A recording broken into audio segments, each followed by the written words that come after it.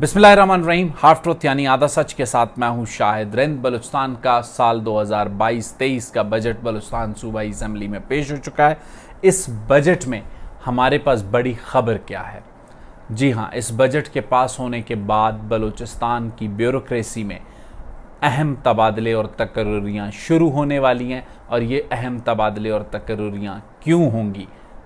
40 अरब का मामला क्या है? बलूचिस्तान के बजट के अदाद व शुमार के साथ ये दो खबरें आपको बताएंगे कि इन तबादलों और तकर्रुरियों की वजूहात क्या हैं। सबसे पहले बात करते हैं बलूचिस्तान के बजट साल 2022-23 की। सरदार अब्दुर्रहमान खेतरान ने यह बजट बलूचिस्तान सूबाई असम्बली में पेश किया। वाज़ेह रहे कि यह बजट पहले 17 जून को पेश होना था, मौखर हुआ 20 जून के लिए, फिर मौखर हुआ 21 जून के लिए। क्या ऐसी वजूहात थी कि 2 बार बजट मौखर हुआ और जिस दिन पेश भी हुआ उस दिन भी ताख़ीर से पेश हुआ? 4 बजे सूबाई असम्बली का इजलास होना था, जहां सूबाई वज़ीर ख़जाना, जिनके पास एडिशनल चार्ज है इस वक्त ख़जाना का, सरदार अब्दुर्रहमान खेतरान, उन्होंने ये बजट पेश करना था। 4 बजे के बजाय तकरीबन 7 बजे शाम को ये इजलास शुरू हुआ और जहां ये बजट पेश किया गया। इस बजट के पेश होने की ताख़ीर के पीछे कहानी क्या है?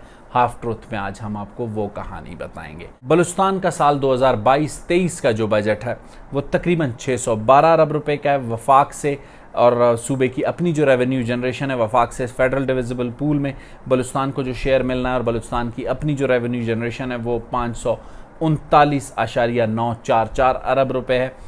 72.848 अरब रुपए का खसारा है।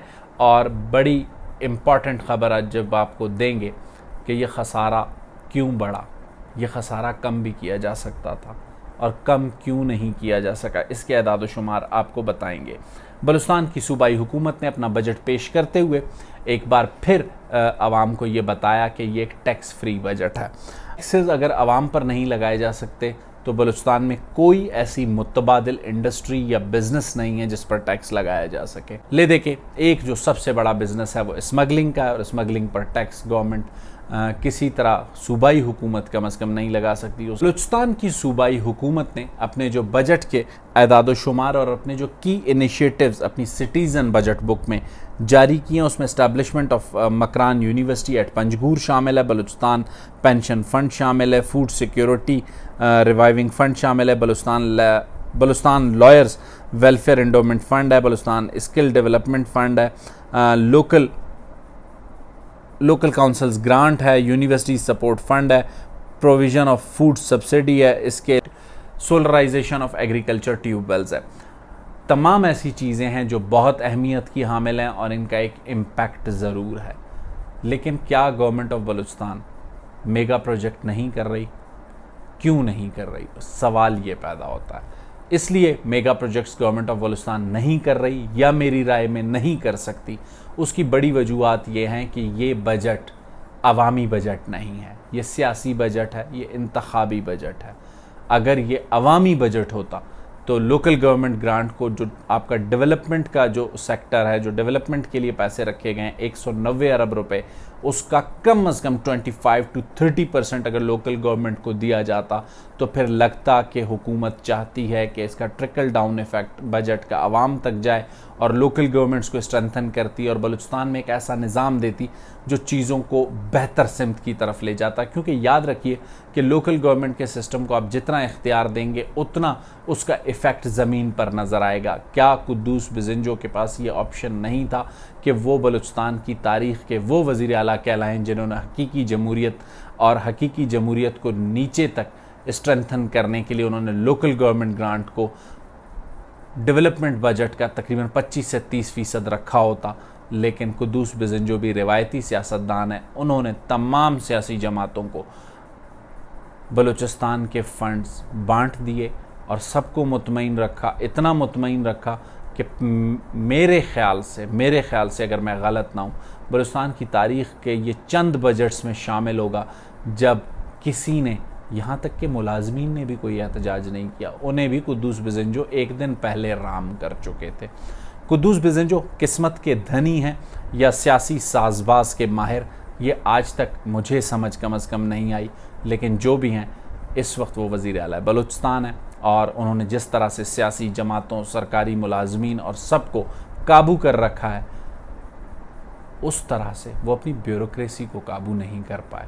ये मैं क्यों कह रहा हूँ और उसकी वजूहात क्या है? अगर उनका ये कंट्रोल अपनी ब्यूरोक्रेसी पर होता तो बजट 3 दिन ताख़ीर का शिकार ना होता। बलूचिस्तान सूबाई असम्बली का जो बजट इजलास होना था वो 17 जून को होना था। 17 जून से ये मुलतवी होकर 20 जून पे गया और 20 जून से 21 जून को, और 21 जून को भी ऐसे हालात पैदा हो रहे थे कि मुमकिन तौर पर लग रहा था कि मज़ीद ताख़ीर होगी, लेकिन किसी तरह मामले को संभाला गया। बलूचिस्तान सूबे का बजट साल 2022-23 सूबाई असम्बली में पेश कर दिया गया और इसके अंदर जो खबर थी ताख़ीर की, अब वो आपको बताते हैं।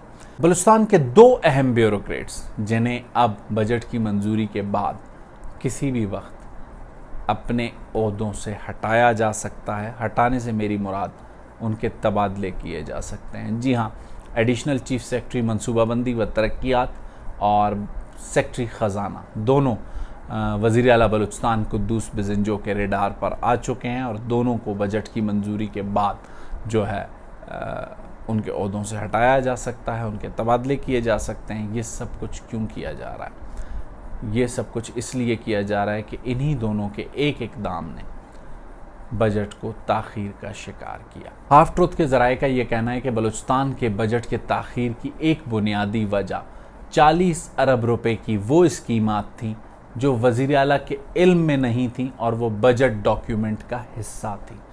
कैसे ये मुमकिन है कि 40 अरब रुपए की स्कीमात बलूचिस्तान के बजट डॉक्यूमेंट का हिस्सा हों और वज़ीर आला बलूचिस्तान कुद्दूस बिज़ंजो से लाइल्म हो? जी हाँ, ऐसा हुआ है।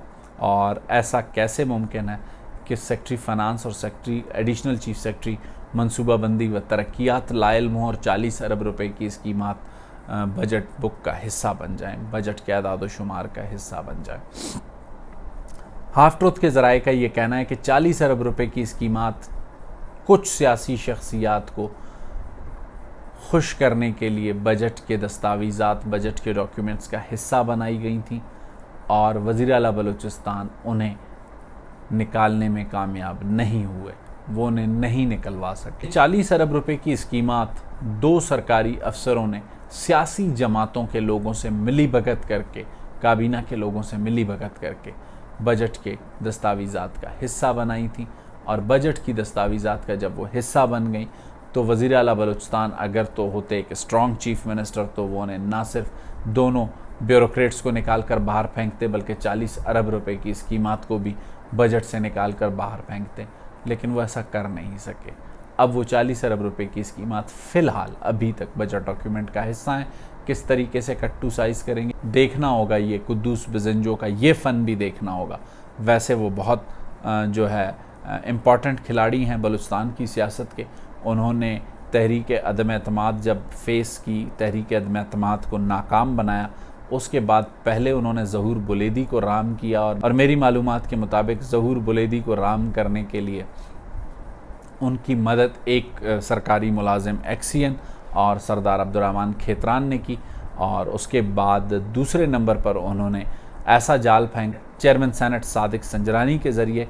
सादिक संजरानी मगसी ब्रदर्स जो नाराज़ थे कुद्दूस बिज़ंजो से, उन्हें किसी हद तक करीब ले आए और सरदार यार मोहम्मद रिंद से भी गुज़श्ता रोज़ कुद्दूस बिज़ंजो ने जाके मुलाकात की। बजट पेश होने के फ़ौरी बाद मेरी मालूमात के मुताबिक सरदार यार मोहम्मद रिंद और कुद्दूस बिज़ंजो के दरमियान जो रब्ताकारी हुई वो सरदार यार मोहम्मद रिंद के साहबजादे सरदार खान रिंद के ज़रिए हुई और मिठा खान काकड़ इससे पहले जो है वो वज़ीर आला से खुश हो चुके थे। नईम बाज़ई तो इतने खुश हैं कि वो जो है अदम एतमाद के दिन ही नहीं आए, दस्तखत करने के बावजूद वो उसकी एडमिसिबिलिटी के लिए नहीं आया। तो इस वक्त कामयाबी से कुद्दूस बिज़ंजो सियासी महाज को तो संभाले हुए हैं, ब्यूरोक्रेसी के महाज पर उन्हें जिस चैलेंज का सामना है बजट की मंजूरी के बाद इम्कान ज़ाहिर किया जा रहा है कि उस चैलेंज से निमटने के लिए वो फ़ौरी तौर पर तबादले और तकर्रुरियाँ करेंगे और ख़ासकर उनके रडार पर, उनके हदफ पर होंगे एडिशनल चीफ सेक्रेटरी मनसूबाबंदी व तरक्यात और सेक्रेटरी ख़जाना बलूचिस्तान। इन तबादलों और तकर्रुरियों के बाद कुद्दूस बिज़ंजो क्या इनकलाबी कोई काम करने जा रहे हैं? जी नहीं, वो सिर्फ अपना गुस्सा उतारेंगे, जो गुस्सा उन्हें उन दोनों ब्यूरोक्रेट्स, वो सिर्फ अपना गुस्सा उतारेंगे और वो गुस्सा अगले वीलॉग और अगली खबर तक मुझे शाहिद रिंद को इजाज़त दीजिए। अल्लाह हाफ़िज़।